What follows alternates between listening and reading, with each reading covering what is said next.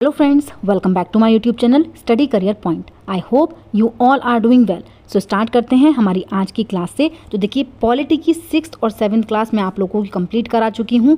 आज हम लोग यहाँ पर 8th क्लास स्टार्ट कर रहे हैं जिसका फर्स्ट चैप्टर है भारतीय संविधान। देखिए यहाँ से काफ़ी क्वेश्चन एग्जाम में आए हुए हैं और देखिए हर बार एक ना एक क्वेश्चन यहाँ से ज़रूर मिलता है, एक भी मिल जाता है, 2 से 3 क्वेश्चन भी यहाँ पर मिल जाते हैं। ठीक है, काफ़ी इंपॉर्टेंट टॉपिक है ये। ठीक है, और देखिए इसमें जो नेक्स्ट चैप्टर था धर्मनिरपेक्षता, उसकी भी देखिए ज़्यादा पॉइंट इसमें नहीं थे। ठीक है, तो ये चैप्टर भी मैं आप लोगों का इसी के साथ कंबाइन करके लेकर के आई हूँ। तो देखिए आज की क्लास में फर्स्ट और सेकंड चैप्टर आप लोगों के हो जाएंगे, दोनों चैप्टर हम लोग आज की क्लास में ही कवर करेंगे। स्टार्ट करते हैं हमारे देखिए फर्स्ट पॉइंट के साथ। तो देखिए संविधान क्या है। फर्स्ट पॉइंट देखिए यहाँ पर है संविधान। ठीक है, संविधान क्या है, तो देखिए समाज में कुछ मूलभूत नियम जो कॉन्स्टिट्यूटिव रूल्स होते हैं उन्हीं से समाज का स्वरूप तय होता है। ठीक है, जिस दस्तावेज में ऐसे नियम मिलते हैं उसे संविधान के रूप में जाना जाता है। ठीक है, तो देखिए जो लिखित नियम होते हैं, जो लिखित रूल्स होते हैं जिनको हम लोगों को फॉलो करना होता है, ऐसे नियम जिस दस्तावेज में मिलते हैं उसको बोलते हैं संविधान। ठीक है, नेक्स्ट देखिए यहाँ पर है संविधान की आवश्यकता देखिए क्यों पड़ी। अगर हम लोग बात करें संविधान की, तो संविधान की ज़रूरत हम लोगों को क्यों पड़ी, तो देखिए फर्स्ट पॉइंट यहाँ पर है 1934 में भारतीय राष्ट्रीय कांग्रेस ने संविधान सभा के गठन के लिए मांग की थी। कब की थी? 1934 में। ठीक है, दिसंबर 1946 में संविधान सभा का गठन हुआ था। कब हुआ था? 1946 में। नेक्स्ट पॉइंट है दिसंबर 1946 से लेकर के नवंबर 1949 के बीच संविधान सभा ने स्वतंत्र भारत के लिए नए संविधान का प्रारूप तैयार किया। तो देखिए कब से कब तक? दिसंबर 1946 से लेकर के नवंबर 1949 तक। ठीक है, नेक्स्ट देखिए यहाँ पर है सभी लोकतांत्रिक राष्ट्रों के पास संविधान ज़रूर होगा।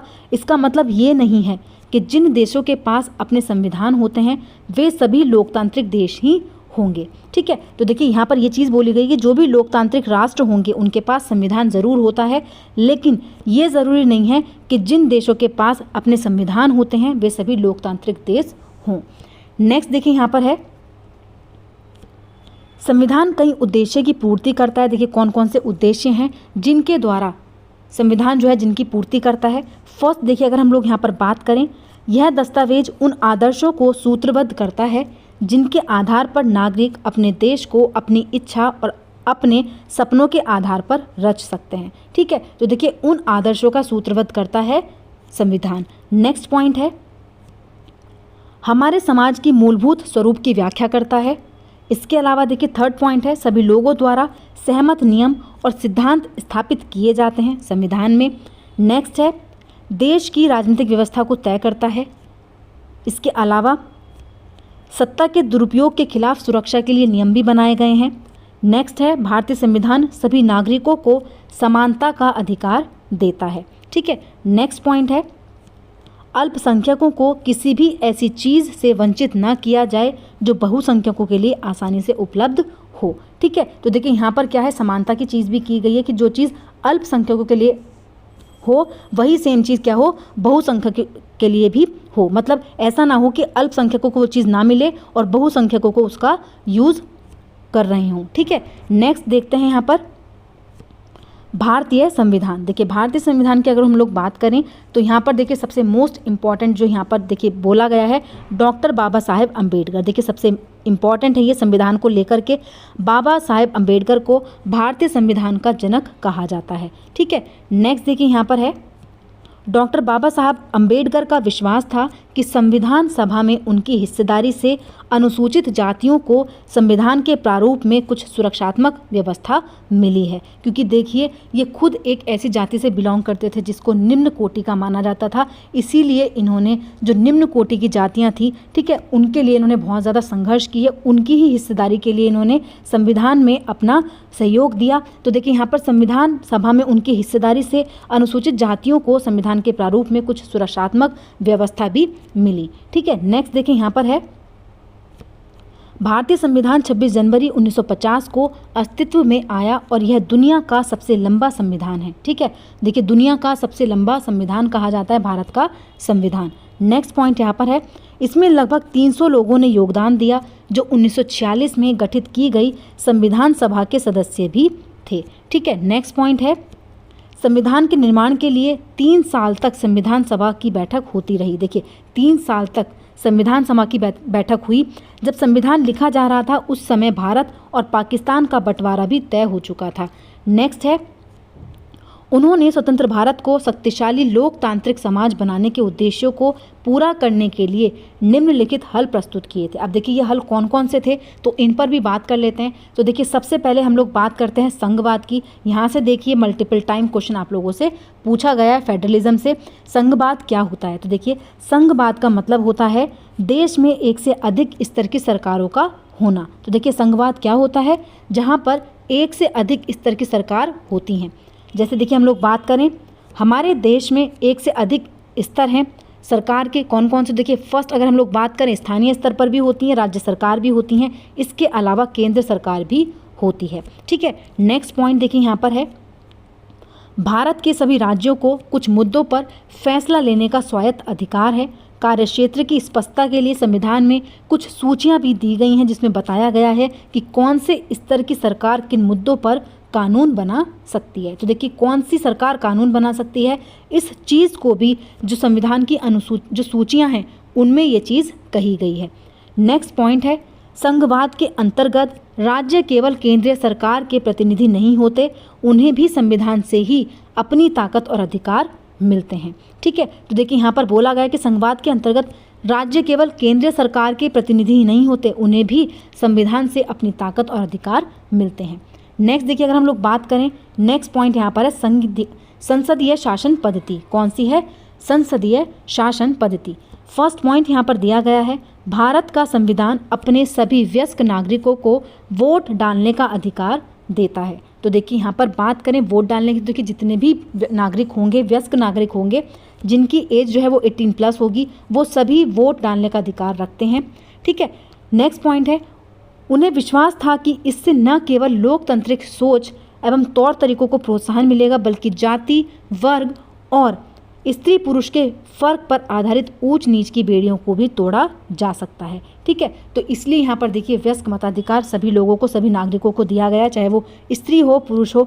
ठीक है, नेक्स्ट पॉइंट दिया गया है सार्वभौमिक मताधिकार या फिर सार्वभौमिक मताधिकार सरकार के कानूनों से बंधे हुए अधिक से अधिक लोगों को वोट देने का अधिकार सुनिश्चित करता है। बात करें देखिए सार्वभौमिक वयस्क मताधिकार की, तो ये क्या होता है कि ये अधिक से अधिक लोगों को वोट देने का अधिकार सुनिश्चित करता है, जैसा कि एक सिद्धांत भी है, कौन सा? एक व्यक्ति एक वोट सिद्धांत द्वारा समर्थित है। ठीक है, नेक्स्ट यहाँ पर देखते हैं शक्तियों का बंटवारा। देखिए शक्तियों का बंटवारा में क्या चीज़ लिखी गई है? संविधान के अनुसार सरकार के 3 अंग हैं, कौन कौन से? विधायिका, कार्यपालिका और न्यायपालिका। अब देखिए इनके क्या क्या कार्य होते हैं। तो देखिए शक्तियों का बंटवारा किस तरीके से यहाँ पर किया गया है। संविधान के अनुसार सरकार के 3 अंग दिए गए। पहला है देखिए विधायिका। विधायिका में निर्वाचित प्रतिनिधि होते हैं। कौन से होते हैं? देखिए निर्वाचित प्रतिनिधि होते हैं विधायक में। ठीक है, कार्यपालिका ऐसे लोगों का समूह है जो कानून को लागू करने और शासन चलाने का काम करती हैं। ठीक है, वो हो जाती है कार्यपालिका। नेक्स्ट आती है देखिए यहाँ पर न्यायपालिका। न्यायपालिका की अगर हम लोग बात करें तो देखिए न्याय की व्यवस्था को न्यायपालिका कहा जाता है। प्रत्येक अंग विभिन्न कार्यों का प्रदर्शन करता है और उनके बीच संतुलन बनाए रखने के लिए एक और अंग की जांच करता है। ठीक है, नेक्स्ट पॉइंट पर चलते हैं। देखिए नेक्स्ट है मौलिक अधिकार। देखिए सबसे ज़्यादा इंपॉर्टेंट होते हैं मौलिक अधिकार। मौलिक अधिकार को देखिए हम क्या कहते हैं? जो मौलिक अधिकारों वाला खंड होता है उसको भारतीय संविधान की अंतरात्मा भी कहा जाता है। देखिए भारतीय संविधान की अंतरात्मा किसको कहा जाता है? तो मौलिक अधिकारों को कहा जाता है। नेक्स्ट देखिए यहाँ पर दिया गया है विशेष रूप से उनका उपयोग अस्पृश्यता को समाप्त करने और इस प्रकार नस्ल, धर्म, जाति, लिंग या जन्म स्थान के आधार पर भेदभाव को रोकने के लिए भी किया गया है मौलिक अधिकारों का प्रयोग। ठीक है, नेक्स्ट दिया गया है देखिए यहाँ पर भारतीय संविधान के भाग के अनुच्छेद 12 से 35। देखिए 12 से 35 6 मूल अधिकारों का प्रावधान करते हैं और ये अधिकार कौन कौन से हैं? तो देखिए जो 6 अधिकार हैं कहाँ से कहाँ तक? 12 से लेकर के अनुच्छेद 35 तक कौन कौन से हैं? तो देखिए अगर हम लोग बात करें यहाँ पर तो देखिए पहला यहाँ पर दिया गया है समानता का अधिकार। ठीक है, कौन सा है?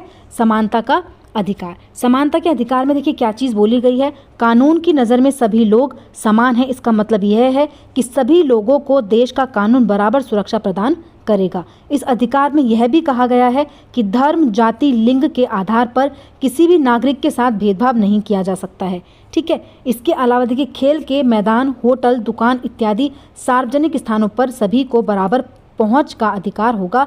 रोजगार के मामले में राज्य किसी के साथ भेदभाव नहीं कर सकता। लेकिन इसके कुछ अपवाद भी हैं जिनके बारे में इसी किताब में हम आगे पढ़ेंगे। छुआछूत की प्रथा का भी उन्मूलन कर दिया गया है। देखिए, आगे जो चैप्टर आने वाले हैं उन चैप्टर्स में हम लोग ये चीज़ें देखेंगे। नेक्स्ट जो पॉइंट है देखिए, वो है स्वतंत्रता का अधिकार। स्वतंत्रता के अधिकार की अगर हम लोग बात करें तो देखिए, इस अधिकार के अंतर्गत अभिव्यक्ति और भाषण की स्वतंत्रता, सभा या संगठन बनाने की स्वतंत्रता, देश के किसी भी भाग में आने जाने और रहने और कोई भी व्यवसाय, पेशा या फिर कारोबार करने का अधिकार शामिल है। ठीक है। नेक्स्ट देखिए थर्ड जो दिया गया है वो है शोषण के विरुद्ध अधिकार। शोषण के विरुद्ध अधिकार मतलब संविधान में कहा गया है कि मानव व्यापार, जबरिया श्रम और 14 वर्ष से कम उम्र के बच्चों की मजदूरी पर रखना अपराध है। ठीक है। तो जो बच्चे 14 वर्ष से कम की आयु के हैं, अगर उनको आप लोग मजदूरी पर रखते हैं तो वो क्या हो जाएगा, शोषण के विरुद्ध अधिकार हो जाएगा, अपराध माना जाता है। ठीक है। नेक्स्ट पॉइंट है धार्मिक स्वतंत्रता का अधिकार। तो देखिए, सभी नागरिकों की पूरी धार्मिक स्वतंत्रता दी गई है। प्रत्येक व्यक्ति को अपनी इच्छा का धर्म अपनाने, उसका प्रसार प्रचार करने का अधिकार है। नेक्स्ट है देखिए सांस्कृतिक और शैक्षणिक अधिकार। संविधान में कहा गया है कि धार्मिक या भाषाई सभी अल्पसंख्यक समुदाय अपना संस्कृति की रक्षा और विकास के लिए अपने अपने शैक्षणिक संस्थान खोल सकते हैं। ठीक है। नेक्स्ट पॉइंट है देखिए संवैधानिक उपचार का अधिकार। यदि किसी नागरिक को लगता है कि राज्य द्वारा उसके किसी मौलिक अधिकार का उल्लंघन हुआ है तो इस अधिकार का सहारा लेकर वह अदालत में जा सकता है। ठीक है। अब देखिए, ये जो यहाँ पर अधिकार दिए गए हैं, पहले अगर हम लोग बात करें समानता का अधिकार तो ये कहाँ से कहाँ तक, तो देखिए अनुच्छेद 14 से लेकर के 18 तक। नेक्स्ट जो है स्वतंत्रता का अधिकार, अनुच्छेद 19 से लेकर के 22 तक। शोषण के विरुद्ध अधिकार, अनुच्छेद 23 से लेकर के 24। ठीक है। इसके अलावा देखिए धर्म की स्वतंत्रता का अधिकार वो है 25 से लेकर के 28। सांस्कृतिक और शैक्षणिक अधिकार, अनुच्छेद 29 से लेकर के 30। संवैधानिक उपचारों का अधिकार, अनुच्छेद 32। ठीक है। तो देखिए ये 6 मौलिक अधिकार यहाँ पर दिए गए थे।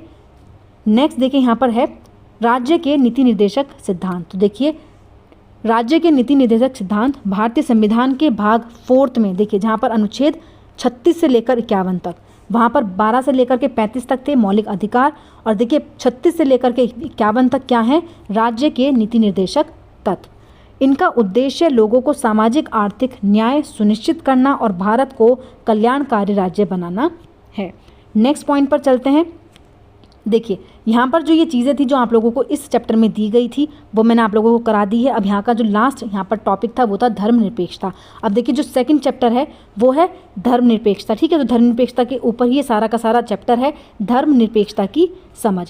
तो देखिए धर्मनिरपेक्षता किसको कहा जाता है, तो यहाँ पर देखिए फर्स्ट पॉइंट है धर्मनिरपेक्षता।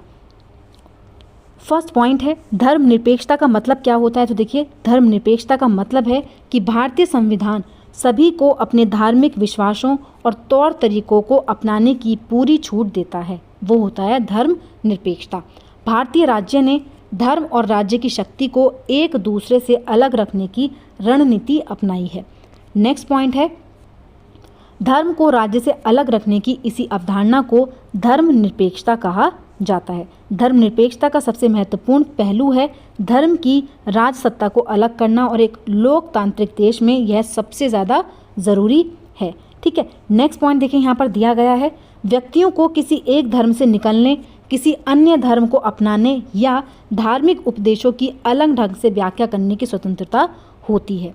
नेक्स्ट पॉइंट की अगर हम लोग बात करें तो देखिए भारतीय संविधान में कहा गया है कि केवल धर्मनिरपेक्ष राज्य ही अपने उद्देश्यों को साकार करते हुए निम्नलिखित बातों का ध्यान रख सकते हैं। तो देखिए वो बातें कौन कौन सी हैं, तो देखिए फर्स्ट पॉइंट यहाँ पर दिया गया है कि कोई भी एक धर्म मतलब कोई भी एक धार्मिक समुदाय दूसरे धार्मिक समुदाय को ना दबाए। ठीक है। कि कोई भी एक धार्मिक समुदाय वो दूसरे धार्मिक समुदाय को नहीं दबा सकता है।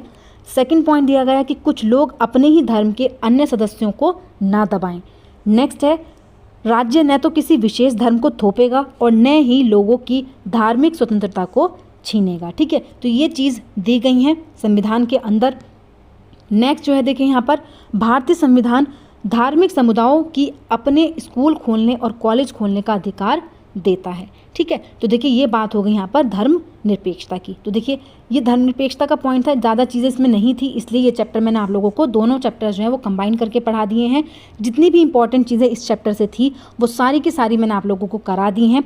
ठीक है, अब देखिए जो संघवाद मैंने आप लोगों को कराया है, संघवाद, शक्तियों का बंटवारा, ठीक है, इन सब चीज़ों से क्वेश्चन आप लोगों के आए हुए हैं। और देखिए सेम क्वेश्चन आप लोगों को यहाँ से देखने को मिल जाएंगे, क्योंकि जितने भी यहाँ पर पॉइंट मैंने आप लोगों को कराए हैं या जो भी चीज़ें यहाँ पर मैंने आप लोगों के लिए ऐड की हैं, सारे प्रीवियस ईयर के क्वेश्चन पेपर को एनालिसिस करके ही लेकर के आई हूँ। ठीक है, तो जितनी भी इंपॉर्टेंट चीज़ें थी वो सारी मैंने आप लोगों को यहाँ पर कवर करा दी है।